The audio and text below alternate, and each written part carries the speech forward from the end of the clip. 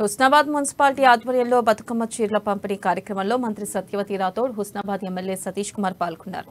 ఈ సందర్భంగా తెలంగాణ రాష్ట్రంలో సీఎం కేసీఆర్ నాయకత్వంలో బీఆర్ఎస్ ప్రభుత్వం అనేక సంక్షేమ పథకాలు అమలు చేస్తుంది అన్నారు మంత్రి సత్యవతి రాథోడ్.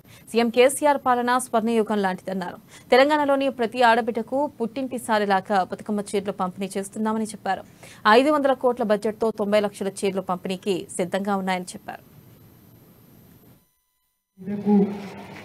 ఒక అన్నగా ఒక తండ్రిగా దసరాకు కానుకలు ఇస్తున్న గౌరవ ముఖ్యమంత్రి గారు శ్రీ కల్వకుంట్ల చంద్రశేఖరరావు గారికి ఈ రాష్ట్రంలో ఉండే మహిళా సోదరి మనందరి తరఫున శిరస్సు వంచి నమస్కారాలు తెలియజేస్తా ఉన్నాను.